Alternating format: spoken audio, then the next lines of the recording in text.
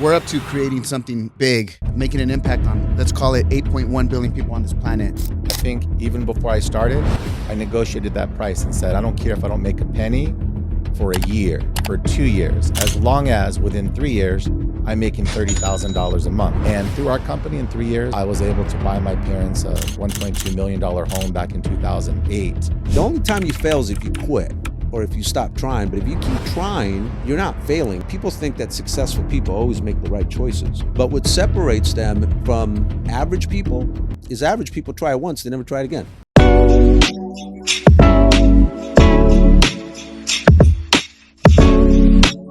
Welcome to the Possibility Show, where everything is possible. Yeah, I love that name. The crazy part is we just came up with that name within seconds. I know. It just happened right now. Yeah. And, even this show, the way it was created, it's You just told them to show up. it was And God, we it was figured it out. it was godsend. It was like, Yeah. all right, we're gonna invent it along the way. And I know there's a lot of people maybe out there wanting to start their podcast. What Alvin was saying of, 2025 is gonna be the year of AI Mm-hmm. and media. Yeah. So you've been having a lot of success on the media. I guess we should introduce ourselves, right? Yeah, I think so too. Why don't we start with the man over there, the legend? For those that don't know me, I'm Jeff Weber. I've been in the direct sales business, marketing, energy, and healthcare for about 28 years. And I have always looked at business like, how can we create the unreasonable possibilities, the unreasonable future? And I got started because in the healthcare and energy space with residual income, because my parents had gone through bankruptcy in real estate. And as the oldest son of 8 kids, if it's going to be, it's up to me to take care of them. So I just put my head down and went to work so I could buy my parents a home and really help them and support them through the residual income at the time of telecom, which is now healthcare, energy, wireless, and all essential services. And I've been here for 28 years, 28 and a half years, having a blast. And we've been able to align with other incredible business leaders like you guys. And if you guys want to share, share where It's so crazy because your story of buying your mom a house, uh Edwin has a similar story, and you have it online, right? Mm-hmm. Yeah, we're gonna have to show that for like a split second. It's on YouTube. Yeah. It's like what, 2 minutes? 5 or 6 minutes. Yeah. Mhm. Tell us about that. Well, growing up as the black sheep of 8 kids, I was told by my dad, I'm a loser, I'm a quitter, I'm a failure, and I'm never going to amount to anything. So I kind of believed that growing up, and I never really achieved much through high school and college at San Diego State and studying business. And then my dad and I had a falling out when I was about 22, 23 years old, and we stopped speaking. And when I was introduced to residual income and our company 28 years ago, my dad and I hadn't spoken for about 3 years. And I said, this will be the first thing that I commit to that I don't quit. And I'm going to call my dad on stage at an international convention in front of thousands of people and tell him that I'm not a loser, I'm not a quitter, I'm not a failure, I'm a regional vice president. And I'm sorry for what happened that caused us to stop talking. I hope that we could be friends. And through our company in 3 years, I was able to generate enough income and success to hit the vice president level. I was able to buy my parents a $1.2 million home back in 2008. And I was able to surprise them with this home. And, really now I have a better relationship with my dad, even than I do practically with anyone in my family, really because I think of what's happened here. Yeah. And it's just been amazing. And, I feel like we're just at the very beginning because most people don't know what's possible. Yeah. And you made it possible. That's why this show, we're up to creating something big, Mhm. making an impact on let's call it 8.1 billion people on this planet. Mhm. Because a lot of people don't know that it's possible. Yeah. Like once upon a time, you probably didn't think you buying your mom that house was going to be possible, or maybe you did. Yeah. And there's people out there that need to hear this message. You're being very modest, Jeff. Mhm. Creating an organization of over 300,000 business partners, being documented. In fact, the other day I looked at ChatGPT. Mhm. Jeff Weber, Senior Vice President in Network Marketing, and you're up there. And ChatGPT just started showing all your success stories. That right there resonates with the people of the black sheep versus buying the house. How was it? Did you think it was possible at that moment at first? No, I probably did not think it was going to be possible, but I just figured if I put my head down and I either get it done or I die trying, it's like if you climb that mountain or die on the side of the mountain climbing, then I figured it was either going to happen or it was going to happen. So I had that kind of mentality, is whatever it takes mentality. And I think that was probably the first time in my life where I said, I'm committed no matter what to getting it done. And I think that commitment allowed me to find possibilities along the way to get it done. And then since then, whenever I've put my mind to something, and I'm sure you guys are the same way, is once you put your head down and say, this is going to happen no matter what, Yeah. then we just find solutions rather than problems, and we overcome adversity to get through whatever it is we're all going through. I think one of the things you said that I love is Mhm. you did it for 3 years and you said, I'm not going to quit and I'm going to just do this for 3 years. And I think the power of not giving up, because sometimes you could be grinding for 3 years and not see a result. And then on the 4th year, you wake up and you're one of the biggest in your industry. It could happen like that. But so many people give up just because, they try it for 3 months, it doesn't work. They try it for 6 months, it doesn't work. Or they'll try for a year, it doesn't work. And most of the time, it takes at least 6 months to a year without getting a result. And people can't deal with that. And I know for me, it was probably the same thing for you. Mhm. There's just no way that you can put that kind of action and not get a reaction if you're doing all the positive steps. And I think you just have to, and I'm curious if it was the same thing for you, where it was just, you knew, hey, I know I'm doing all the work. It's going to take some time.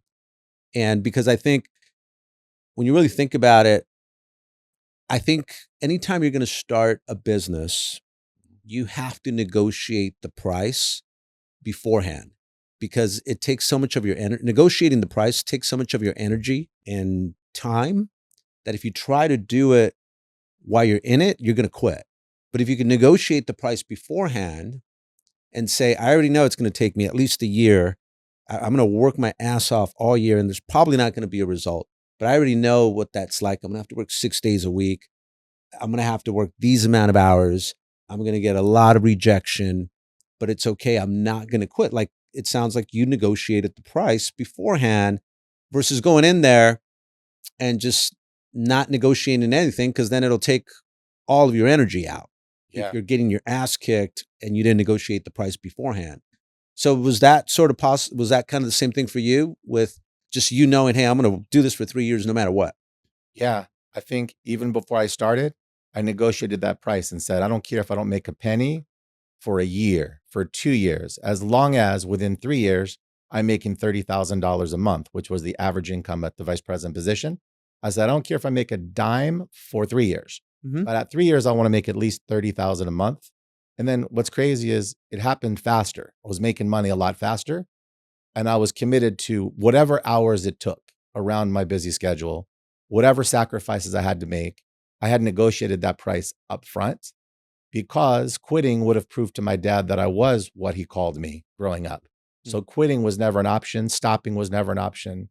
It was almost like I have no choice. It's like you burn your boats. I think Anthony Robbins said, you burn your boats. So you're either going to fight and win, or you're going to fight and die. So I made that commitment. I'm going to fight no matter what, and I'm not going to die. Yeah. Think and Grow Rich also.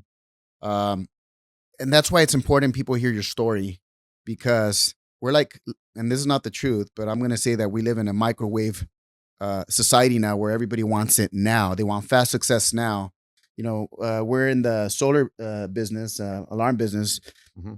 Edwin, Fortune 5,000, how many times with a Skyline? And I know there's been many people that have come and gone, that you look at them and you say, man, this guy's going to be bigger than me. And then all of a sudden they disappear. How have you handled that? Or what advice would you give to someone who's just starting in a sales organization? And what I appreciate about what we're up to is we're really not up to sales. If you think about it, we're up to leadership. We just happen to offer whatever products we're offering. But I think number one is consistency, right? Consistency will transform average into excellence. Okay.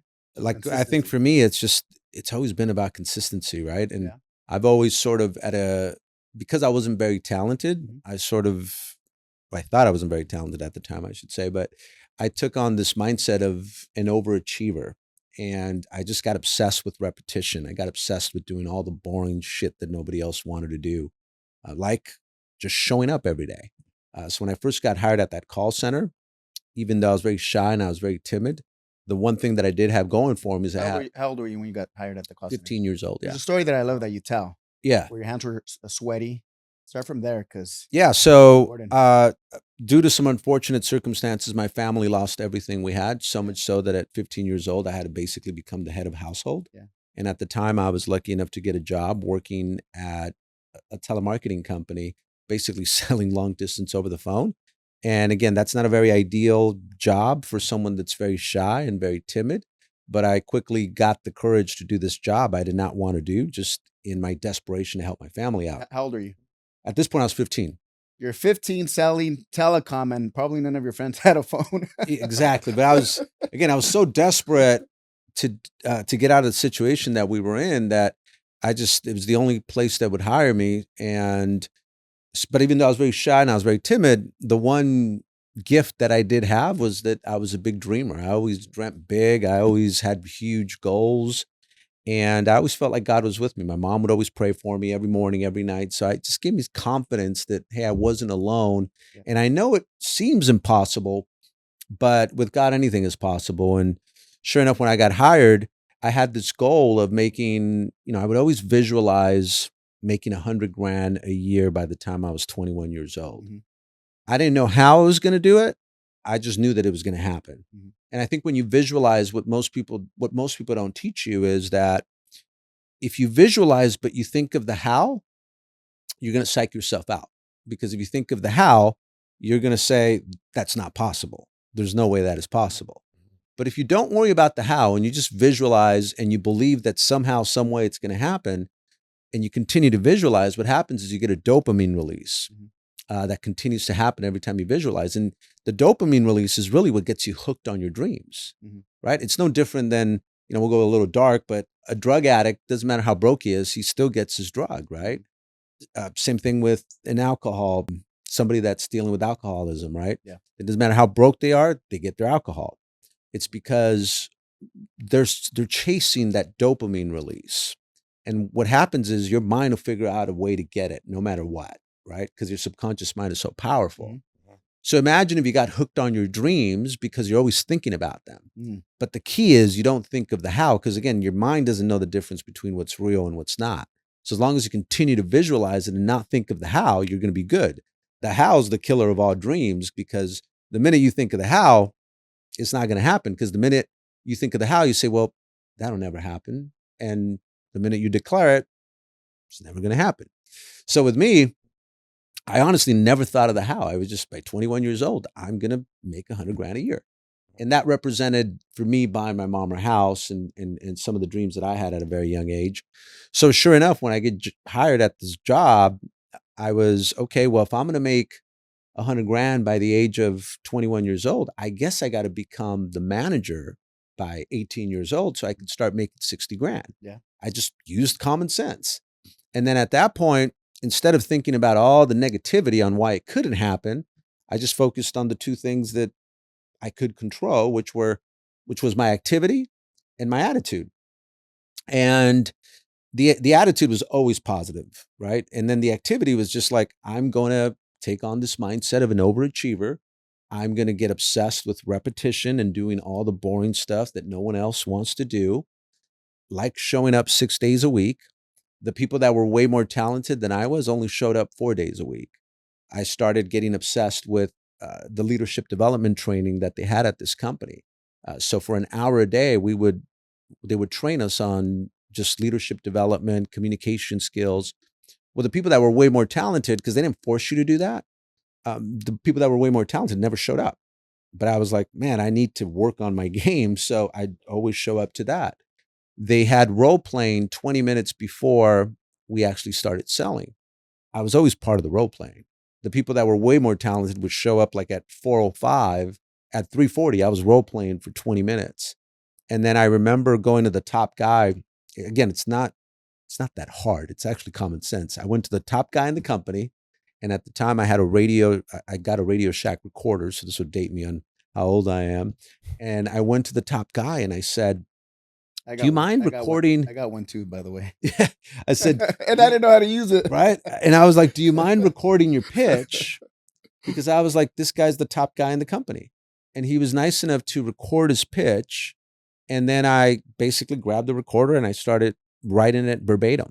I play, stop, and I literally wrote the whole thing word for word. I bet you went to the Radio Shack in Montebello. No, I went to the one in Norwalk on my way from HP. Do they even exist? They still might. I mean, they might have came back, but yeah, that was a long time. But what was interesting is once I memorized it, and then I was able to internalize it and then personalize it, I basically took his confidence because I started sounding like him. My tonality was just like his. I started to walk like him when I was on the phone because we had these headsets and you'd walk around. He used to play with his beeper. I started playing around with my beeper. I literally just did a Kobe Bryant on Michael Jordan. I basically copied all of his moves. Question for you. Mm-hmm. How do you say I love you on the beeper? I forgot. That one I forgot. You. Is it for something? I miss you. I forgot. 1177155. I can't believe you remember that. Yeah. By the way, I was missing my mom, so I was. I love you. Anyhow, But you also sold beepers for a long time, so there you go. Actually, that was my brother. My brother had a beeper store in Cal State, LA. Okay. And I had the wireless store. Oh yeah. 10 years. We were actually talking about it. Right. Yeah. So. But yeah. But when I knew it word for word, I was able to. I had the confidence of knowing that he was the top producer. And then what happens is in life, you could only receive what your mind can accept. Yeah. If your mind can accept that you're the best, you're going to be the best. Yeah. And by learning everything the way he was doing it, sounding like him, my mind began to accept, well, he's the top producer in this company. I should be the top producer because I'm doing everything like he is. Uh-huh. Except I'm putting even more work because I was working way harder than he was. How old are you now? 47. No, not now. But how old were you now in the story? When I did that, 15. So you're still 15. And then I became the supervisor by 16. And then I became the manager by 18 years old. And see, we all have this unlimited potential, but it is limited to where you're at today. Yeah. So when I was 15 years old, the goal was to make $100,000 a year by the time I was 21, right? That was the goal. Did I believe it, like in my heart? No. What drove you? Why was 100,000 so important? Oh, because I wanted to take care of my dad and my mom, and then I had these huge goals myself. Yeah. But I think it's important to know that, look, at 15 years old, that was the dream, but I didn't fully believe it. Mm-hmm. So you don't believe something in your heart until you experience it, right? So the reason I say your potential is limited, I'm sorry, you have an unlimited potential, but it is limited to where you're at today. So at 15 years old, it was limited. But guess what? When I became the supervisor at 16, it unlocked a new level of potential. And then I became the manager at 18. And then your mind begins to accept more and more. Because now when I became the manager at 18 years old, I was like, wait a minute, I'm managing people that are twice my age. I'm managing people that are going to college. I'm managing people that are way smarter than me. So my mind begins to think, well, shit, you must be pretty good, right? Maybe you are worth $100,000 a year because you're 18 and you're already managing 40 people. And then, so every step, it's like a video game, unlocks a new level of belief because belief drives everything. The minute you could eliminate the doubt, you'll literally speak it into existence. But you have to go step by step. And what I've seen happen to many people is they let the fear paralyze them. And because they get paralyzed, they never jump into the arena of uncertainty. Because again, the only way you believe something in your heart is by experiencing it. Well, how are you going to experience it if you never try it? The only way to know if you can make it is by trying it. And most people don't try it because they're so scared. But the minute you actually try it, guess what? You might actually succeed at it. And when you succeed at it, boom, your belief level goes up. And then, when I look at my story, it's been a ton of events where I've put myself in circumstances that demand more than I think I'm worth. And then when I succeed at it, my belief level goes up. No different than when I first bought my first $1 million house. I was scared. Can I afford it? Can I not? Oh shit, The most I've ever paid for a house was 300 grand. Now I'm going to step up to $1 million. Of course I was scared, but when I stepped into that arena of uncertainty and then I was able to pay it really easily, I began to believe more. And then it was like, shit, I wonder if I could afford a $3 million house without having to sell my $1 million house. Scary. Stepped into the arena of uncertainty, got it done. And then I was like, oh shit, I could afford both of them. I wonder if I could buy a $6 million house. Every new step unlocks a new level of belief. But a lot of people, the reason they don't have that kind of belief is they never try it. And that's why it's so important to just keep attacking, keep trying, keep failing. And you're not failing. And the only time you fail is if you quit or if you stop trying. But if you keep trying, you're not failing. And that's why I think it's important that people understand that people think that successful people always make the right choices. And they don't always make the right choice. In fact, they make wrong choice after wrong choice after wrong choice. But what separates them from average people is average people try it once, they never try it again. Successful people will try it as many times as it takes until they figure it out. Yeah. Well, yeah, they're constantly being trained. I like using the word being trained. And what comes to mind, you sharing it, is you were coming from your future. You were coming from the entire audience, and hopefully you're getting value from this conversation, because to sit here with someone who has done it, failed in the same industry for how many years? 25. So the security business has been doing it for 25 years. And same thing with you. Consistency. People pay thousands of dollars. And I totally appreciate the fact that we're giving this to the audience. And first off, we appreciate you watching. Hopefully this is making an impact in your life. I wish when we had those beepers, this was available for us. Maybe we wouldn't have made. We would have moved a lot faster. Would have a lot faster. Mm-hmm. You were coming from that, let's call it, impossible future that wasn't available for you at 15 years old. And you might say, well, impossible future. Well, many of us have impossible futures that hasn't been available, because if it was available, it would be here already.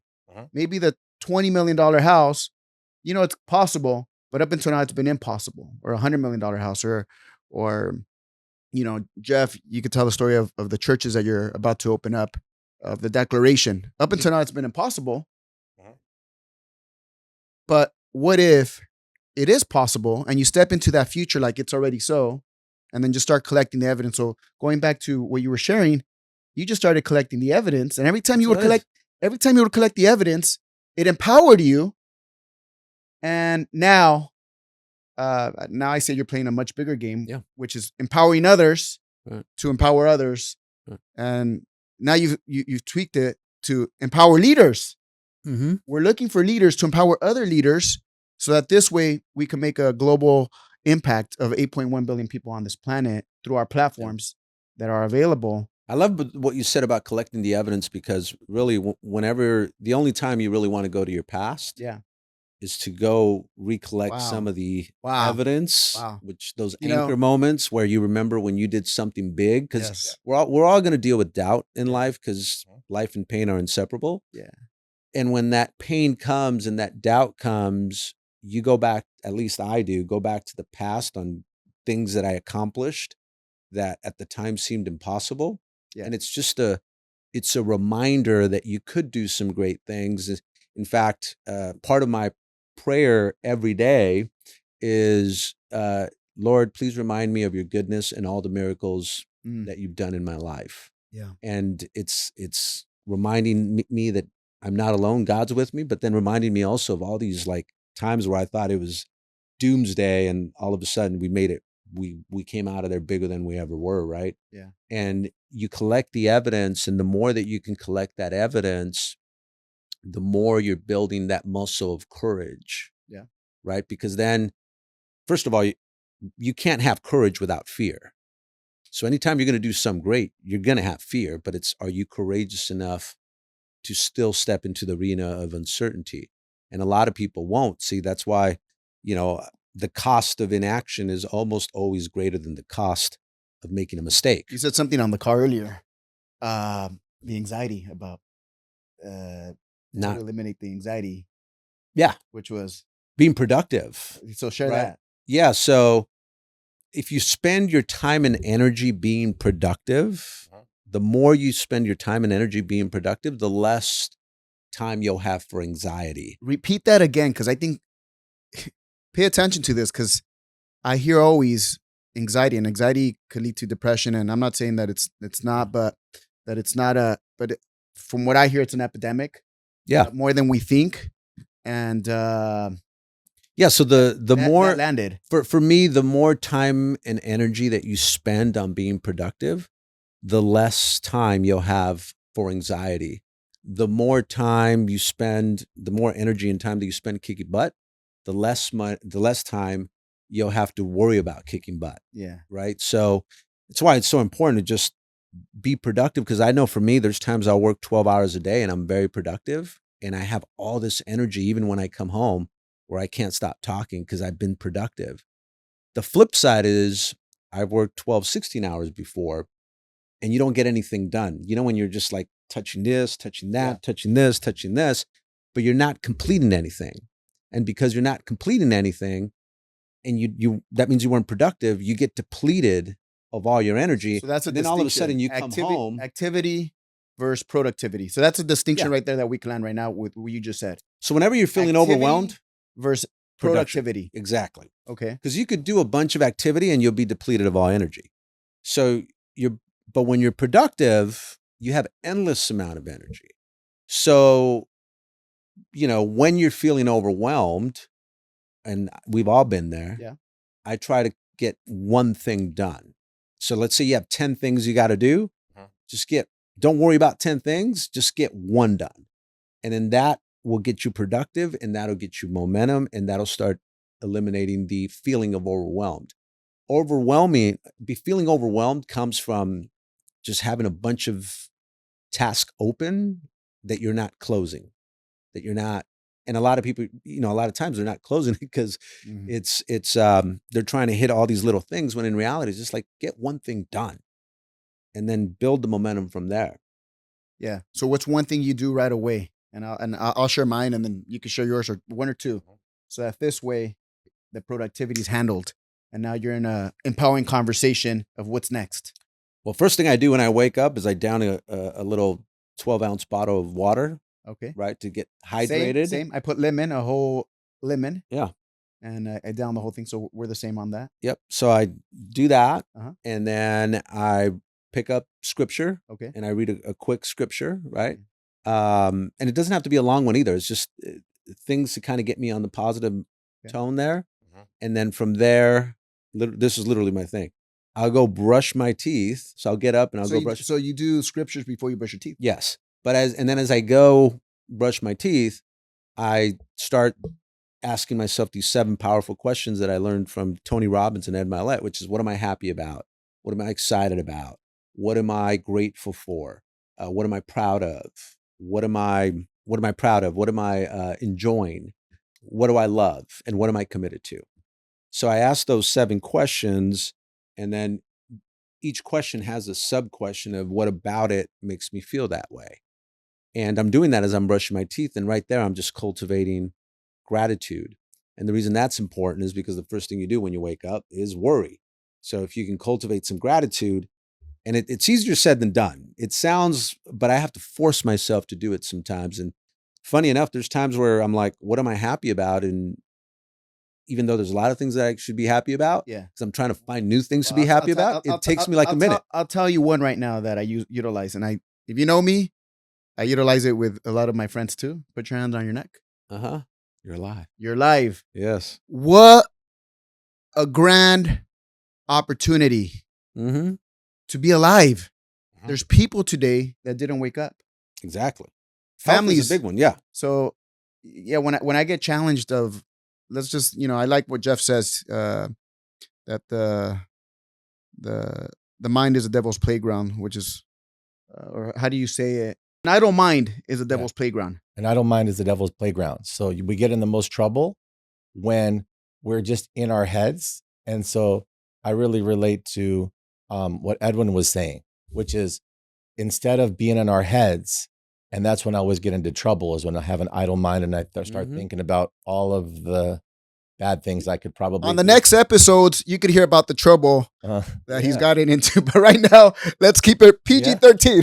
PG-13. Or maybe you should tell about the trouble so that this way they want to come back. Yeah. Go on. Yeah. So what I do is it's exactly like what Edwin says, is I'll just take action. So, I'll think, okay, and actually, like, what am I grateful for? What are we getting done today? I'll make a list the night before of 5 or 10 most important things to do. Mm-hmm. And number 1 is the most important thing. So I just work from the top down. So if I don't fill all 10 things, if I can just do the top 3 or 4 or 5 things on my list, those are the most important things to do for That's tomorrow. the first thing you do. That's the first thing Number the one. night before. And then I hit that list first thing. Well, of course, I get up, brush my teeth, So you shower, and then, tackle but that not list. shower the night before, just shower. Yeah. To your point, so I call that low frequency state. Uh-huh. So when you have low frequency state, it's because you have a lot of clutter in your head.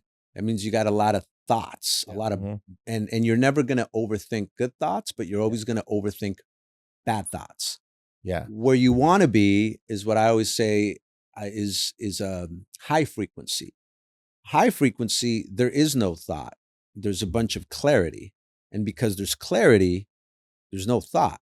So if you really think about it, even in sports, right? Like I remember I used to play basketball. I think you did too, right, Jeff? Yeah. Like if you're going up for a layup and you're thinking, I hope I don't miss it because there's a bunch of clutter, you're going to miss it, right? But when you get hot and you're unstoppable in 3-pointers, wherever you shoot from, everything's just a swoosh. The thought of missing doesn't even cross your mind. And that also happened to me when I was on the doors selling. When I would get on a hot streak and I'd get 5 sales in a day, the thought of someone telling me no never crossed my mind. But when I would get on a slump, I'd have clutter in my head. I'm like, oh, this is the part they always tell me no. So as I'm saying my presentation, I'm thinking, please don't tell me no right here. Boom, they would tell me no because they could feel it, right? More than what you hear. What's the craziest thing that has happened to you on the door since you're on that topic? And we were on the call this morning. And how many door-to-door? And by the way, for those who don't know Edwin, I started talking about it earlier. Fortune 5,000, 2 times on the security side. 4 times on the security side. 4 times on the security side. And it Twice took on the 20 solar years. side. So it took 15 years for the first time. On the security side. That's just because I didn't apply for it. Okay. If I would have known, I would have done better. But it was 15, 16, 17, and then we just did it again in 2024. And on the security side. On the security side, which by the way, it's harder to make it once you're already big. Yeah. Because when you're small, it's not that hard to make it. Like in solar, the reason we were ranked 20 out of 5,000, and then this year we're ranked 14 out of 5,000 is because we were a new company. So it's easier to have 100%, 1,500% growth versus in security, if you're already making 100 million to go to 200, that's only 100% growth, right? What's 20 equivalent to gross to be on that list? Just so you could touch, move, and inspire of what's possible. What landed us as 20th was we went basically from 0 to 40 million. 15,000 in 1 year. % growth, by the way. You could actually chat GPT that. Yeah. So Grok it. But again, that's because we were brand new to the game, and security is a little harder to do. But what's fascinating is it took you 15 years or however long years, and now year 1, year 2, it was done on the solar side.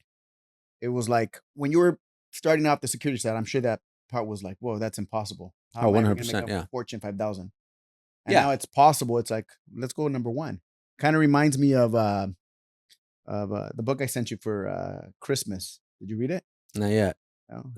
I'm like on 10 book delay. I'm not the best reader. Unreasonable Hospitality. Yes, I got to read it. And I've heard it's a great book. He was number 50 on the list. I've heard it's a great book. He was number 50 on the list. He made a declaration. Mm-hmm. He was number 50 on the best restaurants, best. Yeah. And he declared number 1. Yeah. But once he hit number 50, I know I'm going to be number 1. I'm going to leave it there. Buy that book. If you're in sales, by the way, if you're the author, you could send us the royalty check. But Yeah, but just kind of back to what we were saying in regards to the more than I think people care more about what they feel than what they hear. Again, people care more about what they feel than what they hear. What makes up the feeling though? You believing in it. And what So- is believing it? So here's the best part. Yeah. People don't have to believe what you're saying. They Yeah. have to believe you believe what you're saying. Mhm. Right? But the only way you can believe something is if you're experiencing it. So if you're not experiencing it, good luck trying to recruit So somebody. how do you create the experience? Well, Perfect. let's take it even. Yeah, I'll reverse break it down engineer for you. Yeah, so the only way you could experience it is by getting the results. The only way you'll get the results, especially if you're just getting started, is just by a lot of activity. Okay. Right? So like for me, it wasn't like I was this great salesperson. Remember, I was very shy, I was very timid. But man, I took so many damn shots that eventually I was going to hit some. And every time I hit some, my confidence level went up. But I was just attacking. I was relentless on the phones. Like I was just dialing like crazy. I dialed more than everybody else in the damn company. But because I dialed the most, I got the results. And the results gave me the confidence. And belief drives everything, right? Mhm. And then then I went to the next level, supervisor. You got to manage 5 people. And then at first, oh man, it was scary. Can I do it? Can I not? Man, these 5 people are like older than me. And here's the 16-year-old trying to manage them. But then I led by example and I was out producing them, which allowed me to then transfer my energy to them, my enthusiasm to them. And, enthusiasm is contagious, and I wasn't a rah-rah guy. I'm still not a rah-rah guy today, but at 16 years old, when you know what you're doing, where you're going, why you're doing it, you operate out of certainty. And when you operate out of certainty, your enthusiasm naturally comes out. So at 16 years old, because I knew what I was doing, where I was going, and why I was doing it. So what was I doing? I knew my pitch, I knew my rebuttals, I knew the paperwork. The pitch was reflexive, the rebuttals were reflexive. I didn't have to think about it. I knew how many dials I was going to do that day. I knew how many dials I needed to do every hour to get X amount of presentations. So by the end of the day, I could have 30 sales. That's where I was going, right? So the what, I was going to be calling people. The where, I'm going to call these many people. This is kind of where I'm going. And the why is I'm going to get my family out of the shit show we were in. Yeah. And I need to make $100,000 by the time I'm 21 years old. So I can send money to my dad. In Colombia, I could buy my mom her house. I one day want to end up in Hollywood Hills. And that was that. And because of that, I operated out of certainty because I knew where I was going, clarity. Mhm.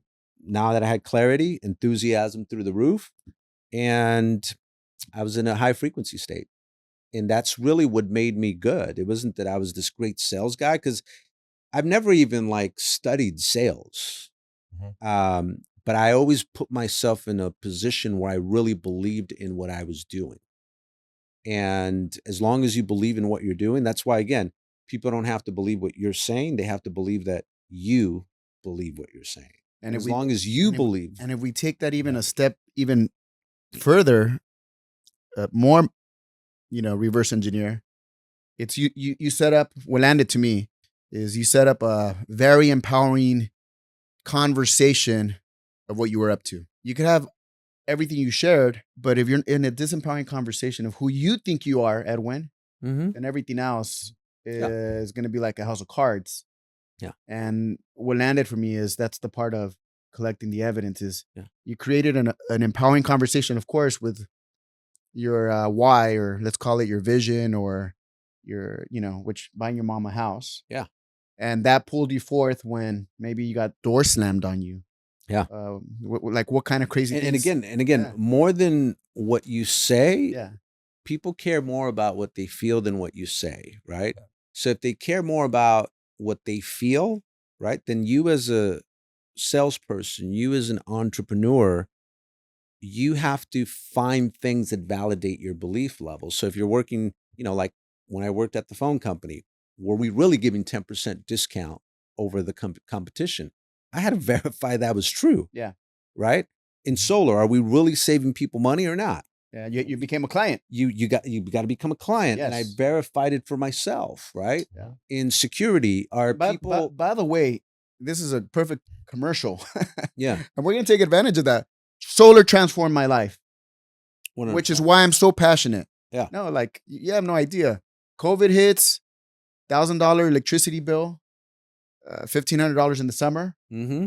and all of a sudden go solar, $375 a bill.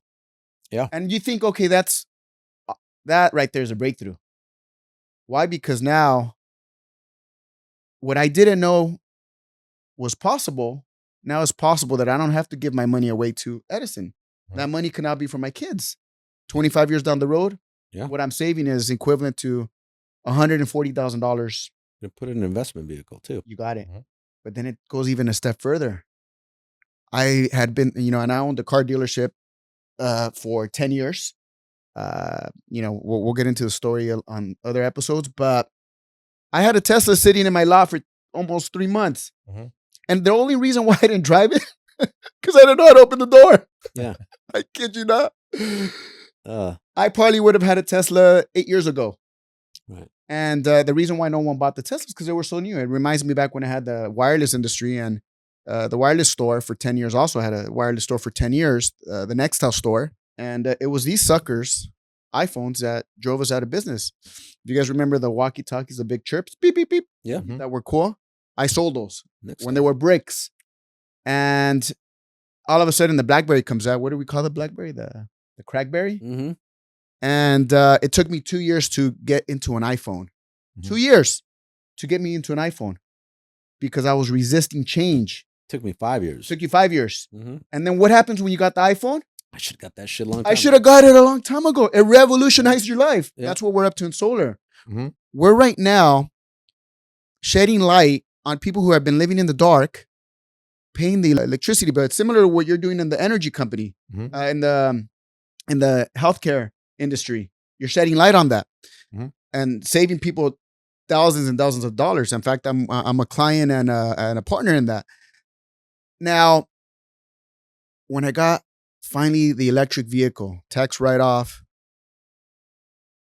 and the only reason I got it was because I started getting credits, and the utility company wanted to give me peanuts for those credits. Mm. So I got the electric vehicle. And then now when I drive by the gas stations, I say, how are they putting gas in their cars? Now, look, whatever side of the spectrum you're on, I was with you. I said those electric vehicles are whatever conspiracies. I thought about all of that too. But finally, when I finally got in the car and charged it and woke up with a full tank of gas, which in this case it's energy, Full charge. Mhm. yeah, full charge. All the considerations of like, what I need a car because of gas. I don't want to be stranded. We don't put gas twice a day. Mm-hmm. We put gas maybe once a week or twice a week, if that. Well, guess what? Instead of you driving to the gas station, you pull up to your house, you connect it at nighttime, go to sleep, and that right there. Oh, here's another thing. Mm. You're also limiting liability of getting mugged or robbed Mhm. by being at a gas station. Think about that. So that's how solar revolutionized my life, because I went from now $140,000 for the next 25 years that I'm not going to give the energy company to now $250,000 a year just on the car. Mm-hmm. Well, break it down. Well, let's talk about that.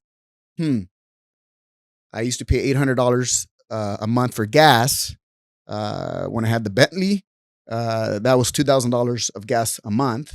When I had the Rolls Royce, I only drove it about 1,000 miles, and just to fill up that tank, it's a V12. Yeah, it's expensive. And all of a sudden, I went from having gas overhead that's been the normal, the conditioning, Mhm. that's all we've ever known, Mm-hmm. to no more gas. Yeah. And so now let's eliminate the $800. $800 times 12 months. You're the math wizard. What is that? Should be $9,600. Yep, just under 10,000. Times that by 25 years, Mm-hmm. So that's $150,000. $240,000. 100%. So 240 plus 150,000. Mhm. My life just got, let's just call it, transformed off one choice. Mm-hmm. And I call that creating what was impossible possible. Because once upon a time, I thought it was impossible to save that much money, because that's Right. all I've ever known. Mhm. Many of the audience, all they've ever known is whatever they've ever known, whether their parents taught them that, or the conversations they learned from their teachers. I think that's why it's very important that people take the time to learn from entrepreneurs like yourself, Edwin, like yourself, Jeff, and like myself. And guess what? We're gonna have guests on this the Possibility Show, and some of the guests that we're gonna have. Oh my goodness, number one content promoter in the U.S. A gentleman that opened up churches. Other senior vice presidents that have 100,000 business partners in Latin America. A global transformational trainer that is opening up countries, and the list goes on. Stay tuned, because this is just literally the tip of the iceberg, and hopefully you're getting a lot of value from this Possibility Show that literally was just invented, and really everything's invented if you think about it. It starts with a conversation, and I'm heavily in transformation. For those who don't know what transformation is, it's not personal development. Personal development, I love it. It's been the given. Let's just say we were born into that reality. It's in our bucks. That personal development, I would say, here's a big distinction. You're getting information from the past to be more, better, different. The distinction on transformation is, what if it already is? What if we don't need to access the past to get information? So we're not here to make you more, better, or different by being on this podcast or being on this show. What if you're already perfect? In fact, you don't need to watch these shows. You're whole and complete the way you are now. Again, this is just a context. What if you get on this YouTube podcast, you watch the show to access information, to invent a future that up until now hasn't been available for you, whether it's, in your case, building a Fortune 5,000 company, and I'm really grateful to be alongside with you, and same with you, Jeff, and start collecting the evidence. It already is. Versus, I'm going to work on being better, having more, and it being different. That would kind of be like having an ice cream, and you taste the ice cream and it tastes like shit. Well, what do? Well, most people, they're going to go get more ice cream and put it on top of the other layer, and it's more, better, different, more ice cream or different ice cream. Are you going to eat that ice cream? No. What would you do? Throw it away. Throw it away. And don't access from the past, because, a lot of times most people say, I want to be more happy. I hear that a lot. Yeah. In the trainings. Next week, Edwin, we have a transformational training in Monterey that we're leading. And people always say, I want to have a better relationship. I want to have more love. I want to have more happiness. And what we say, not as the truth, but as a context, or let's just say a place to come from, a future to come from. What if you're already loved? What if you're already successful? And that's where I was sharing with you that you were already coming from that future that already was so. So along the way, you were collecting the evidence. And your conversation excites me, Edwin. Yeah, I think a lot of people think they got to know before they go. But in reality, you have to go before you know.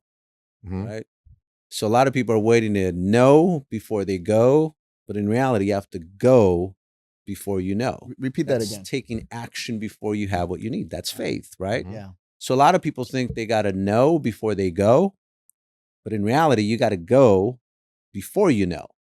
It's another way. I just kind of rhymed it, but it's pretty good. You invented it now. But really, it's taking action before you have what you need, right? Touching the dream before you have what you need. What comes before the action? The belief. So the hope. It all starts with hope. Hope is the desire to want to do something. Who creates the You hope? do.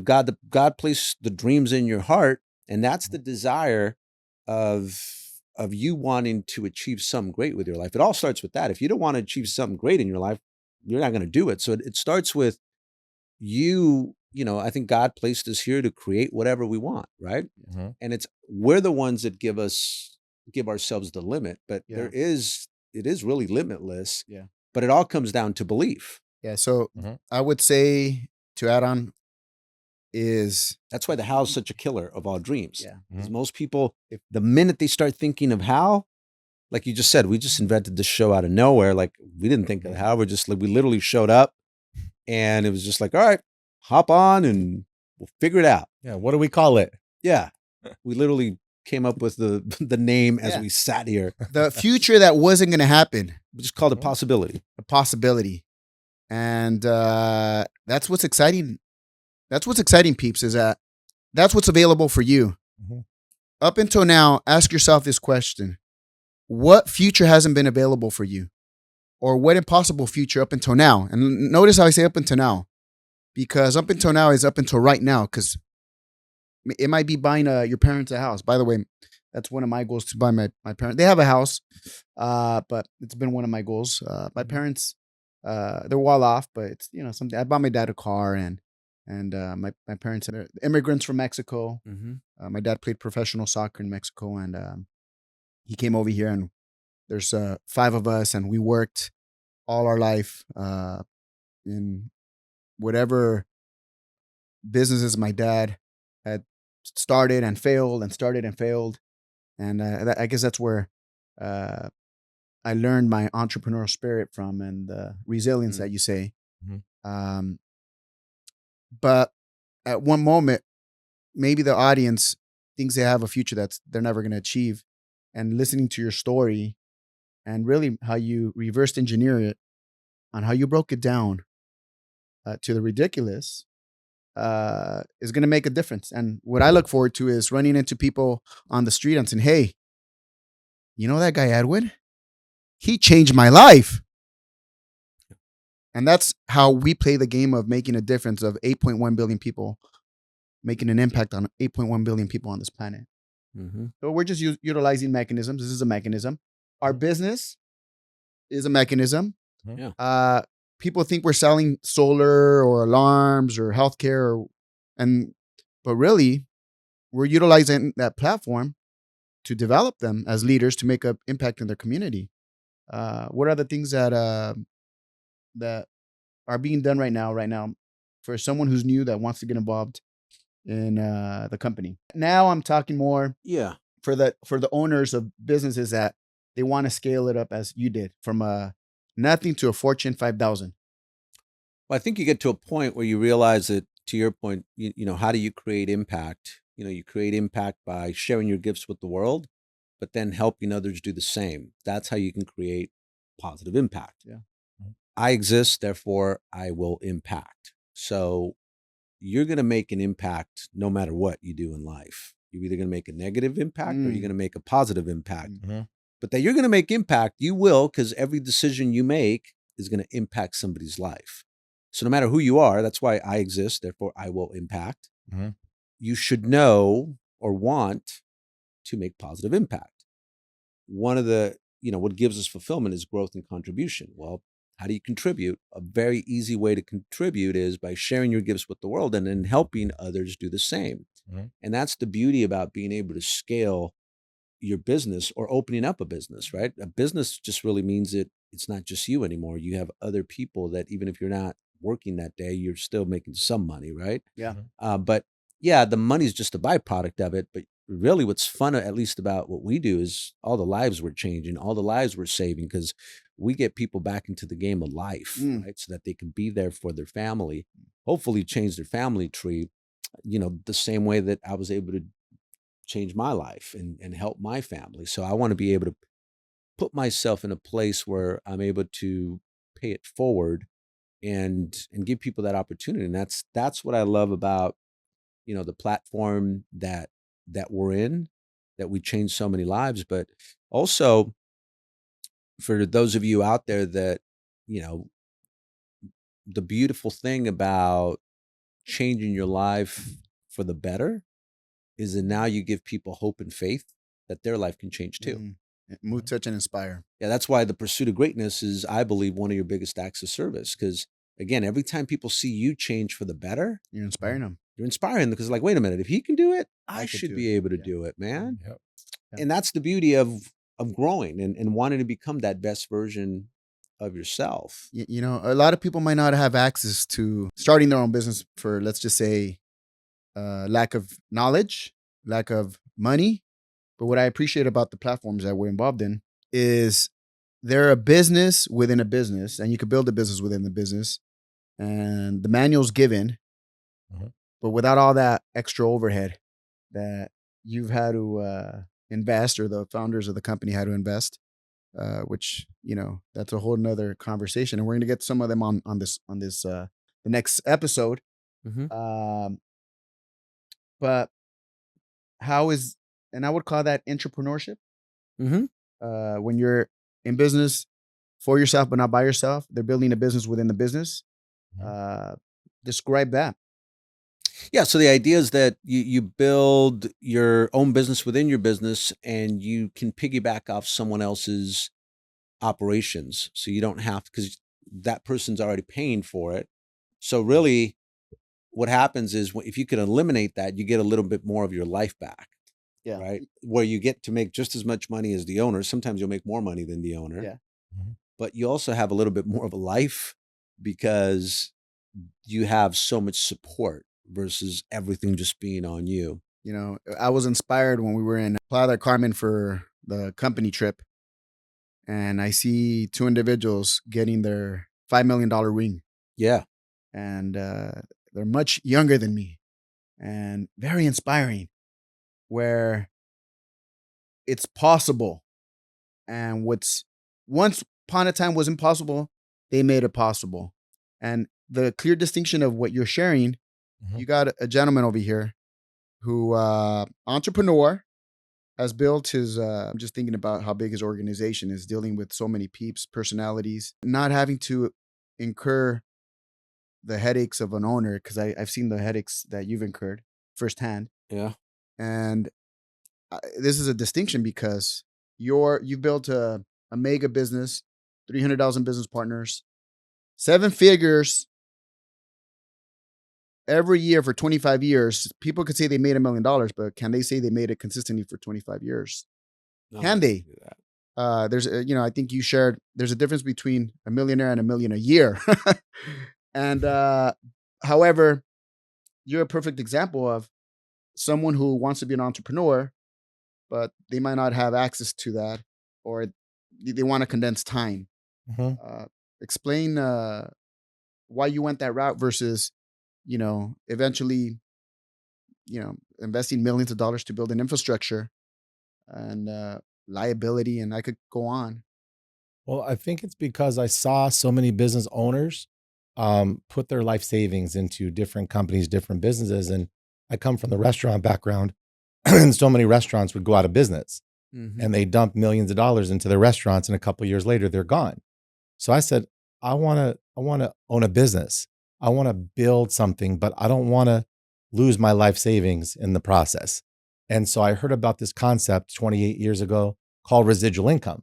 They said, and it's funny because Edwin got started young selling long distance. And when I got started in our business in June of 96, we were selling long distance. That's Told you, the you guys only had thing we sold. more in Mhm. common. That's Yeah, another one. Yeah. Telecom. As a That's matter of another one. fact, it's funny. We were selling long Yes. distance and pagers, right? Yeah. I didn't really sell any pagers, but that's what we were selling I is didn't know long that. distance and didn't know pagers. that. And it was what is By the way, the chemistry amongst us, we've over 20 years of history right here. Yeah. So We were changing people from AT&T, Sprint, MCI. Those were the who competitors. were you changing them to? Company name was LD Services. Oh yeah. Yeah, total JJ, non-name. the king of beepers. You remember that Total guy? services. Total non-name company Huh. that would give them 10% discount over AT&T, Sprint, and MCI. Well, you guys are doing better than us. We were selling But- long distance. By the through way, for those who don't LCI. know what beepers are, Huh? because my son doesn't know what a beeper is. All right, Yeah. my Yeah. 8-year-old son Easton. Beepers were little devices that you would page someone. It would be phone numbers. We're really aging ourselves, but Yeah. Yeah, I don't remember. 5 years I don't remember ago. those.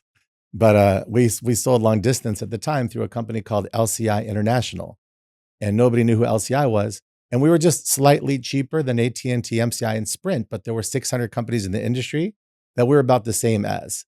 But we were targeting customers with AT&T, MCI, and Sprint, and we acquired hundreds of thousands, if not millions, of customers, and then got into the local phone business when Quest bought LCI back in the late 90s, early 2000s, and then energy deregulated, and we were able to get into energy, and now healthcare is a big thing.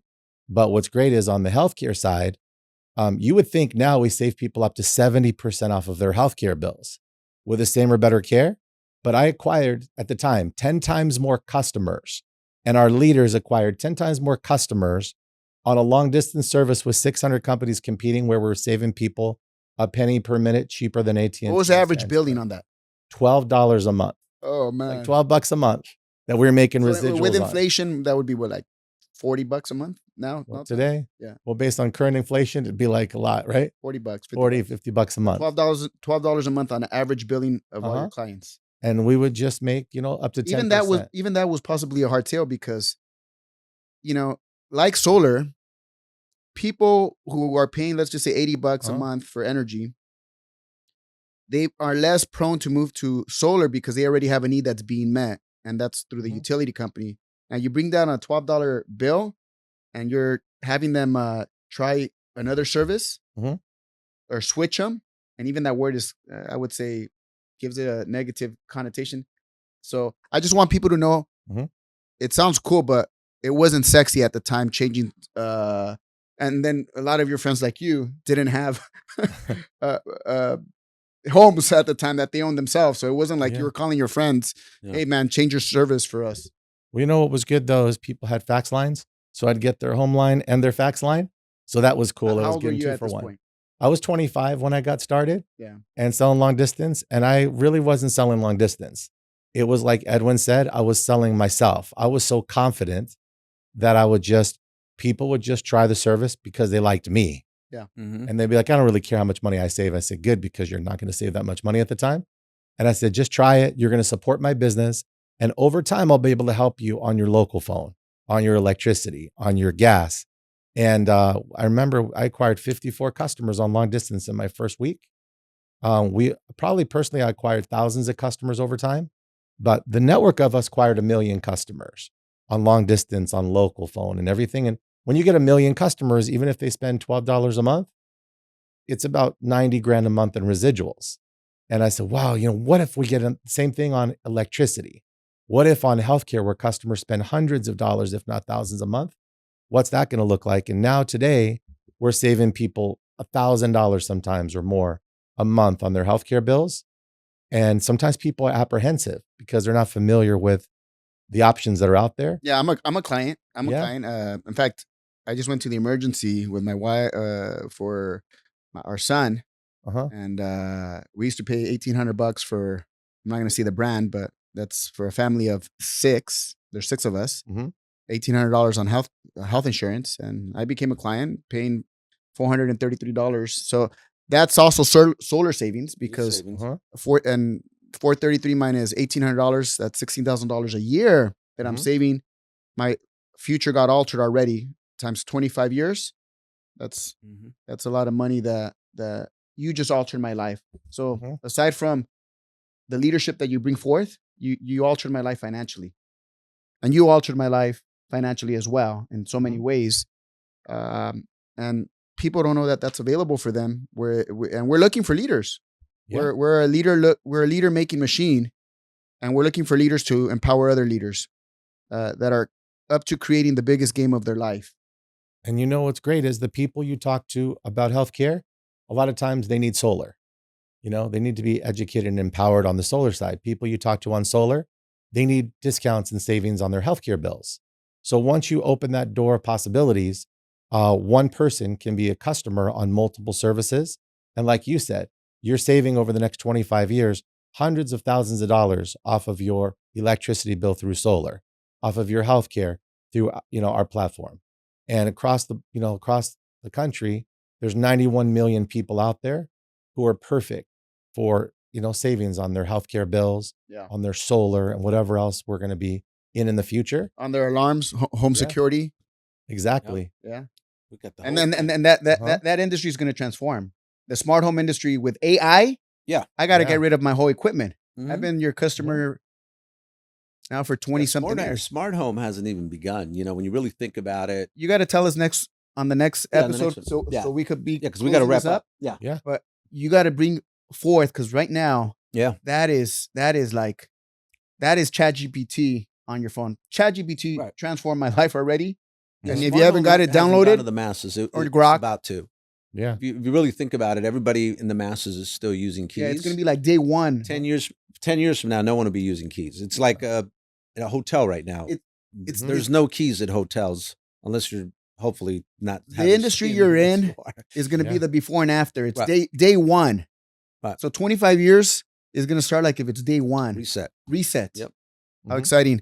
Well, to close it off, any last thoughts or call to actions and any big declarations, vision and action you guys want to share? And really, what's next for you in your life? Or I would just, we're going to do plenty of these. So I would just say again, don't worry so much about the how, right? You have to take action before you have what you need. And you'll be surprised how the right people start showing up once you start taking action before you have what you need. The law of reciprocity, if you want something, you have to give it first, right? And a lot of times, if you want faith to act on your side, you have to take action first, and then it causes God to act, right? But he's waiting to see if you're going to take the first step. A lot of people are waiting for like the sign that to just come, and then they're going to take action. And at least in my experience, you have to take that first step. And then it sends a signal that you do have faith, and then it causes him to act, or whatever it is that you believe in, right? But that's how the right people, the right opportunities start to show up. But if you're not taking action, you're just not going to, if you do nothing, you're going to get, not only are you not going to get nothing, you're going to get worse. And that's why the cost of inaction is almost always worse than the cost of making a mistake. I'd rather make a mistake than not take action. Because at least if I take action, there's going to be a reaction eventually, right?